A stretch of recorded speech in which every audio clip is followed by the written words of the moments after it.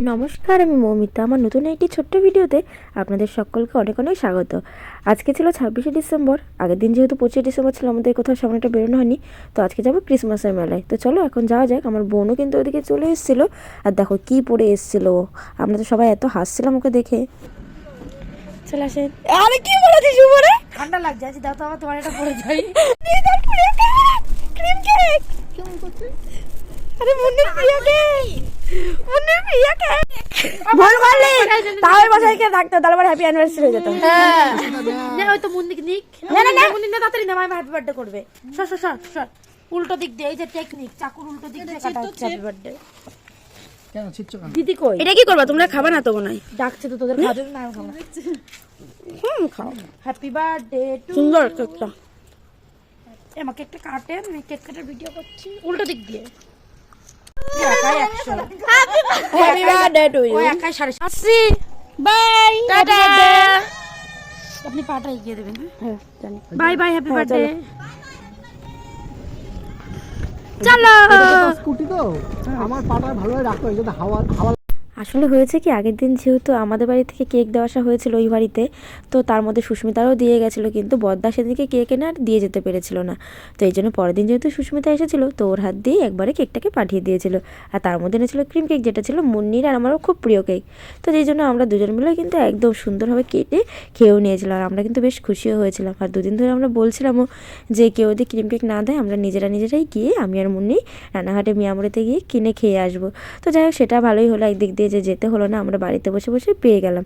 তো যাই হোক, দেখো দেখতে দেখতে কিন্তু এখন চার্চের মেলাতে চলে এসেছিলাম। আর দেখো আশপাশটা ঠিক কতটা সুন্দরভাবে সাজিয়েছে। তার মধ্যে আমরা একটু চার্চের এই যে চূড়াটা, সেটাও কিন্তু দেখতে পেয়ে গিয়েছিলাম। আর এখন দেখো আমরা নেমে পড়েছিলাম এখানে মেলার কাছে এসে। আর গাড়িটাকে একটু সাইডে রেখে, মানে দাঁড় করিয়ে রেখে, একদম তালা ঠালা একদম লক টক করে আমরা কিন্তু এখন চলে এসেছিলাম মেলার দিকে। আর দেখো ওই দেখো চার্চটাকে দেখেছো কতটা সুন্দরভাবে সাজিয়েছিল সেদিনটায়। আমার কিন্তু বেশ পছন্দ হয়েছিল সেদিনকে চার্চে ঢুকে।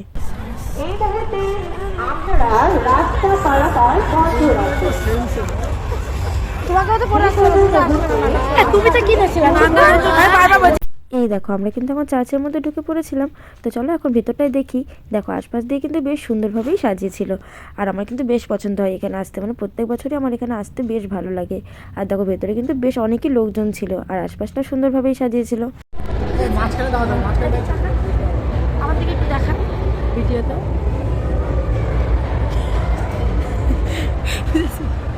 ওটাই তো বললাম ভাই, ওটা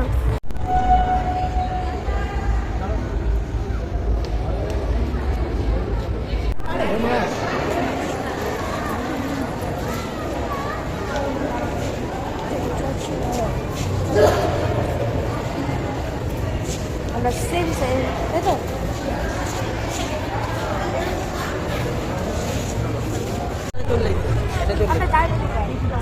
আমি এখন ভিডিও কল করার মুডে নেই।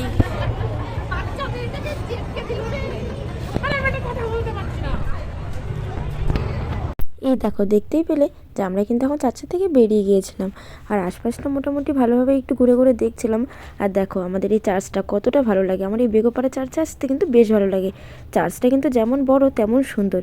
এখানে কিন্তু বিয়ে থেকে শুরু করে সমস্ত অনুষ্ঠানই হয়, মানে খ্রিস্টানদের।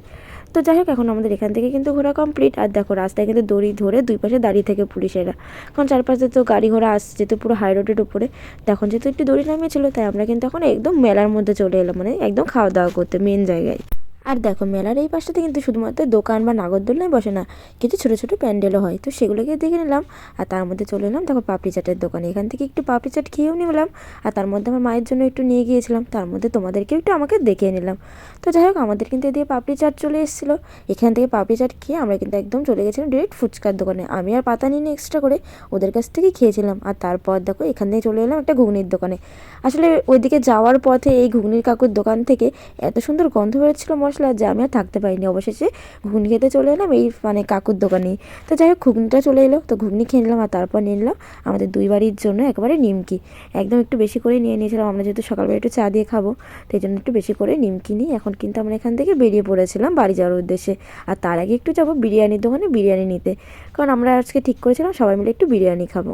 এই দেখো আমরা কিন্তু এখন চলে এসেছিলাম আমাদের গাজনতলায় বিরিয়ানি খেতে, মানে খেতে বলতে কি আমরা সত্যি কথা বলতে নিয়ে গিয়েছিলাম, বাড়িতে গিয়ে খাবো। তো যাই হোক, এখান থেকে আমরা এখন 3 প্লেট বিরিয়ানি নিয়ে নিলাম। আর এখন কিন্তু আমরা এখান থেকে বেরিয়ে পড়েছিলাম। আর এখন আমরা শ্বশুর বাড়িতে যাবো না, এখন যাবো ডিরেক্ট আমার বাপের বাড়িতে। তো চলো এখন বঙ্কিমনগরে যাওয়া যাক। আর বঙ্কিমনগরে আজকে যাওয়ার কারণ হচ্ছে আমার সুস্মিতাকে দিয়ে আমরা আবার তারপর একবারে গাড়িটা নিয়ে আবার এই বাড়িতে চলে আসবো। তো যাই হোক বঙ্কিমনগর চলে এসেছিলাম। আর এই দেখো এখন কিন্তু আমরা বাড়িতেও ঢুকে পড়েছিলাম।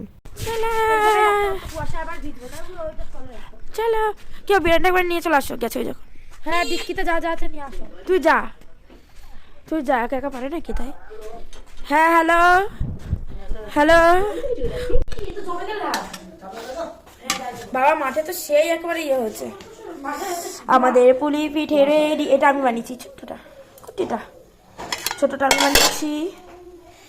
এটা এখন যাবে আমাদের এই দুধের মধ্যে। আর এখন আমরা এদিকে এনেছি বিরিয়ানি, সেটা এখন আমরা খেয়ে নেবো। চলো খেয়ে নি। এই দেখো আমরা কিন্তু এখন বিরিয়ানিকে ঢেলে নিয়েছিলাম। তো চলো এখন বিরিয়ানিটা খেয়ে নিই। আর তার মধ্যে জানো তো আমার তোজবাবুরা গেছে এখন বোলপুর। আর তোজবাবুকে এই মুখোশটা যত সম্ভব কেউ একজন দিয়েছে বা ও কিনেছে, তো সেটাই আমি একটু পরে দেখছিলাম যে আমাকে কেমন লাগে। তো যাই হোক চলো এখন এখান থেকেও বেরিয়ে যাওয়া যাক বাড়ির দিকে। আসছি, টাটা বাই, যাওয়া সবাই।